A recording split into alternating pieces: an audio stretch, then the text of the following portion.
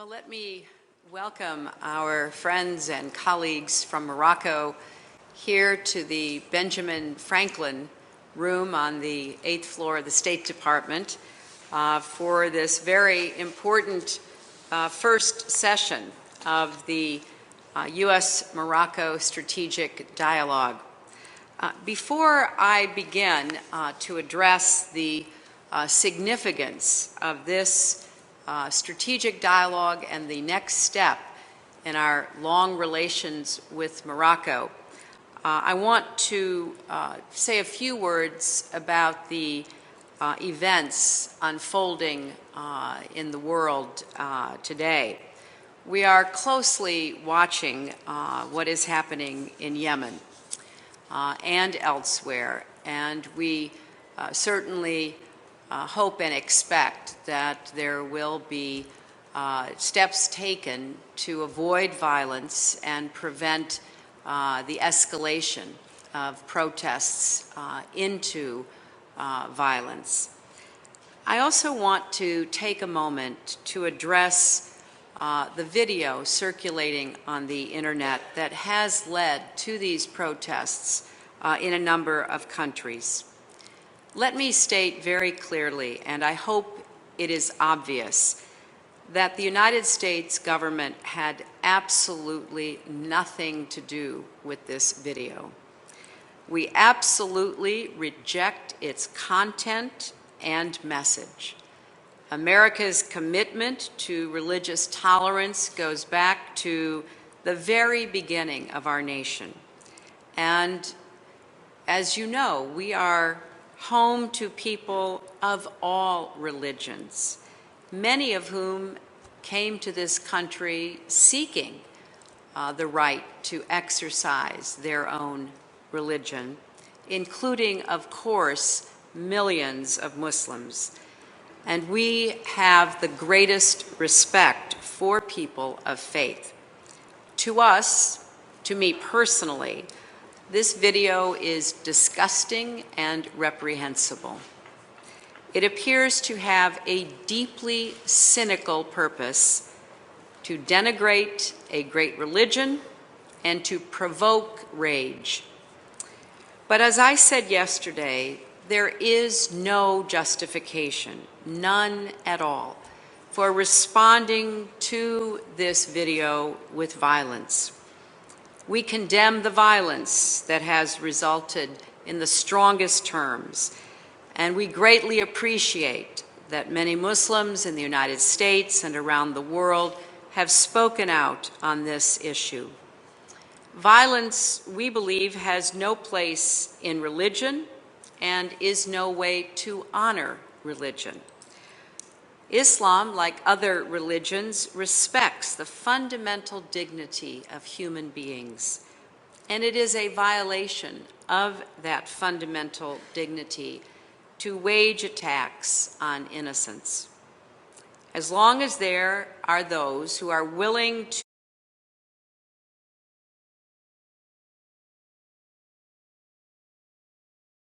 to shed blood and take innocent life,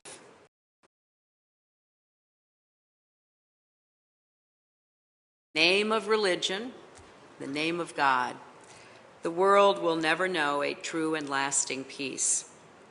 It is especially wrong for violence to be directed against diplomatic missions.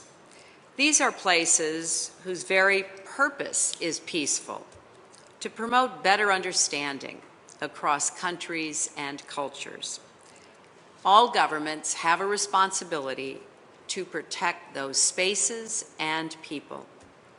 Because to attack an embassy is to attack the idea that we can work together to build understanding and a better future. Now, I know it is hard for some people to understand why the United States cannot or does not just prevent these kinds of reprehensible videos from ever seeing the light of day.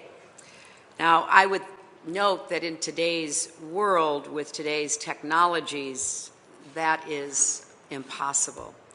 But even if it were possible, Our country does have a long tradition of free expression, which is enshrined in our Constitution and our law. And we do not stop individual citizens from expressing their views, no matter how distasteful they may be. There are, of course, different views around the world about the outer limits of free speech and free expression. But there should be no debate about the simple proposition that violence in response to speech is not acceptable. We all, whether we are leaders in government, leaders in civil society, or religious leaders, must draw the line at violence. And any responsible leader should be standing up now and drawing that line. I wanted to begin with this statement because, as our Moroccan friends and all of you know, this has been a difficult week at the State Department. I very much appreciate, Minister, the condolences your government expressed to our embassy in Rabat. And even though that tragedy happened far away in Benghazi, we found a reminder of the deep bonds that connect Morocco to the United States. It was in the high Atlas Mountains of Morocco that one of the Americans we lost this week, Ambassador Chris Stevens, fell in love with the region when he served as a Peace Corps volunteer there. That experience set him on a decades-long career of service. So in the memory of fallen friends and colleagues, let us remind ourselves of the many ways in which not just our governments, but the people of our two nations have worked together to build a better future. In many ways, the United States looks to Morocco to be a leader and a model. His Majesty King Mohammed deserves great credit for the work you've undertaken. In fact, after my visit to Rabat earlier this year, I told my team we need to start a strategic dialogue with Morocco. No country has been a friend of the United States longer than Morocco. You were the first nation to recognize us back in 1777. But we're not satisfied with simply having a friendship that is long-standing. We want one that is dynamic, growing, looking toward the future. So let me highlight a few of the areas we should focus on today. On political reform, we have all seen remarkable changes taking place across North Africa and the Middle East. I commend Morocco and your government for your efforts to stay ahead of these changes by holding free and fair elections, empowering the elected parliament, taking other steps to ensure that the government reflects the will of the people. Today, our political working group will discuss how the United States can continue to support your efforts to translate commitments into actions. Because, as we all know, democracy, real reform require that people themselves feel the changes in their everyday lives. The courts reformed, the government more open and transparent, universal human rights of all Moroccans, men and women alike, respected. I'm especially pleased by Morocco's commitments to take on the deeply troubling problem of child marriage. We know that child brides are less likely to get an education, more likely to face life-threatening problems, particularly around childbirth and delivery, which not only shortchanges them, but can even rob them and their communities of their lives and talents. So we want to encourage the government and civil society to continue their important work together on this issue. With regard to the Western Sahara, the United States continues to support efforts to find a peaceful, sustainable, mutually agreed upon solution. U.S. policy toward the Western Sahara has remained consistent for many years. We have made clear that Morocco's autonomy plan is serious, realistic, and credible, and that it represents a potential approach that could satisfy the aspirations of the people in the Western Sahara to run their own affairs in peace and dignity. We continue to support the negotiations carried out by the United Nations and hope parties can work toward resolution. With respect to the economy, our second working group will focus on what more can be done to deliver tangible economic benefits. Morocco's economy is relatively healthy, but you face the same problem that is now endemic across the world. Unemployment is still too high, especially among young people. That's why the United States is providing $1.5 million to support an effort to attract foreign investors, foster local economic development, and combat corruption across the region. And I'm pleased to announce that later this year we will hold a Morocco Business Development Conference here in Washington to connect businesses from both countries.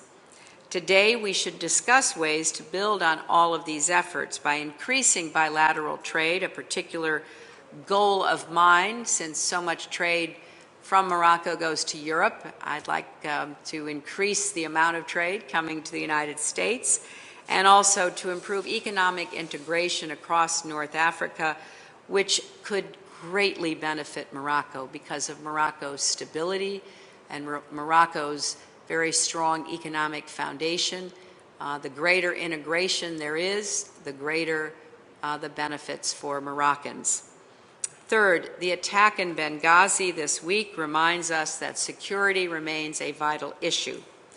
Through our work together on the Global Counterterrorism Task Force, the United States and Morocco already share crucial information and best practices.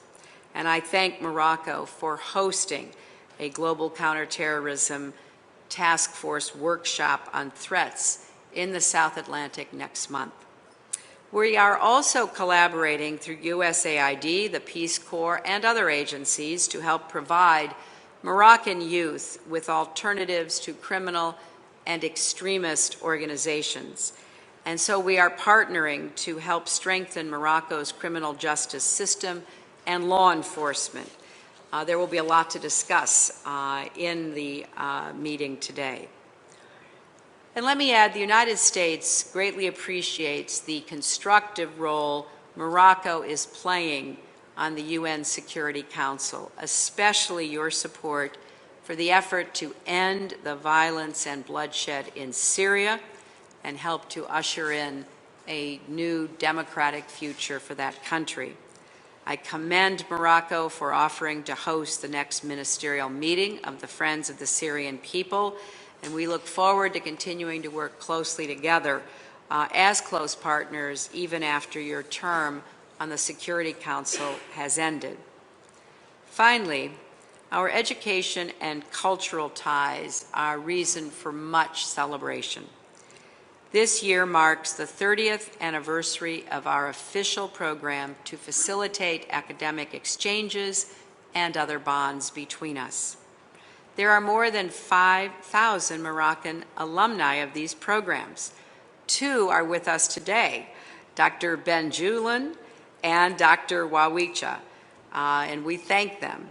But among all our work on this front, from preserving Morocco's historic sites to empowering youth, there's one area I particularly hope we can focus on today and receive your advice and counsel, namely interfaith dialogue. In these tense and turbulent times, it's more important than ever for people of different faiths to exchange ideas, to build understanding, to promote religious tolerance. That's one of the great challenges of the 21st century, and it's one that we must address together.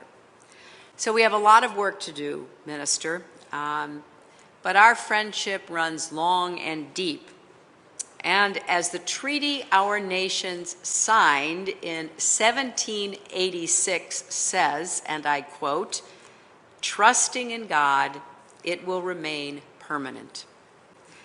I'm confident that we will continue to solve problems and produce results that make our nations stronger, more peaceful, more secure, more prosperous, and also contribute to doing the same for the world. So again, let me welcome you, Minister. It's been a great pleasure for me to get to know you, to work with you, to be your colleague bilaterally, regionally, and globally, and also welcome your distinguished delegation. Thank you.